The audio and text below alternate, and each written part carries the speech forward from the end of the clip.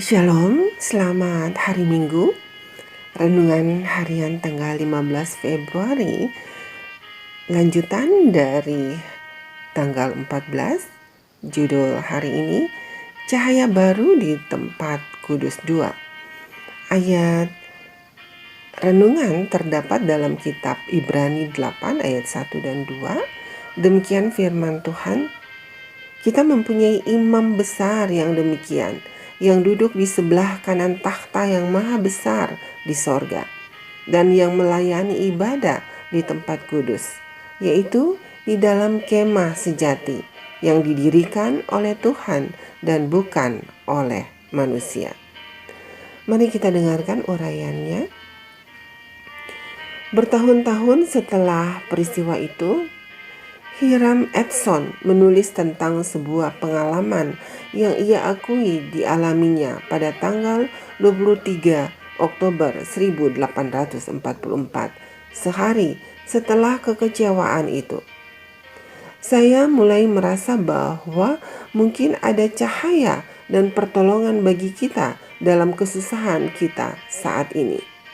Saya berkata kepada beberapa saudara saya, mari kita pergi ke lumbung. Kami memasuki lumbung, menutup pintu di sekeliling kami, dan tunduk di hadapan Tuhan. Kami berdoa dengan sungguh-sungguh, karena kami merasakan kebutuhan kami. Kami terus berdoa dengan sungguh-sungguh sampai kesaksian roh diberikan bahwa doa kami diterima dan bahwa terang akan diberikan. Kekecewaan kami dijelaskan, dan itu menjadi jelas dan memuaskan. Setelah sarapan, saya berkata kepada salah seorang saudara saya, mari kita pergi dan melihat dan memberi semangat kepada beberapa saudara kita.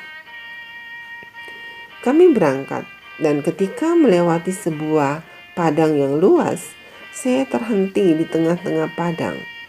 Surga tampak terbuka di hadapan saya, dan saya melihat dengan jelas dan terang bahwa imam besar kita bukan keluar dari bilik yang maha kudus di bait suci surgawi untuk datang ke bumi pada hari ke-10 bulan ke-7 di akhir 2300 hari.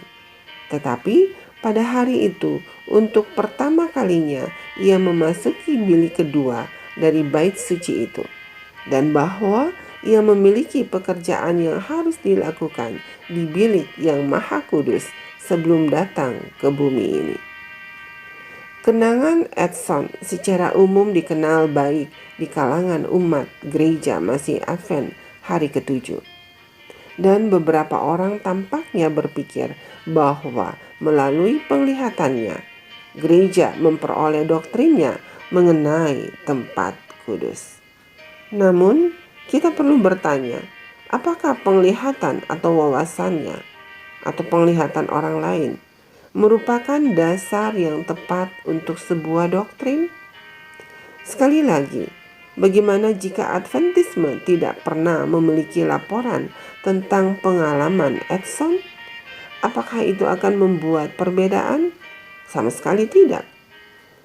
Hiram melanjutkan dengan menyatakan bahwa Crozier atau yang tinggal bersamanya selama sebagian waktu itu dan Dr. F.B. Hahn mempelajari Alkitab bersamanya mengenai topik tempat kudus. Crozier melakukan studi mendalam yang biaya penerbitannya ditanggung oleh Edson dan Hahn. Inilah poin pentingnya.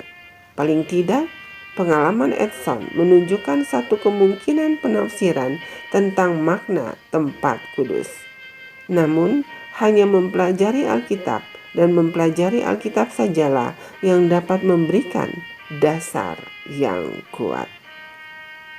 Kita harus membangun semua ajaran kita di atas dasar pendalaman Alkitab yang kokoh. Selalu.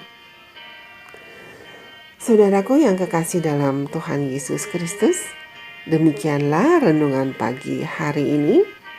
Selamat beraktivitas. Tuhan Yesus memberkati. Amin.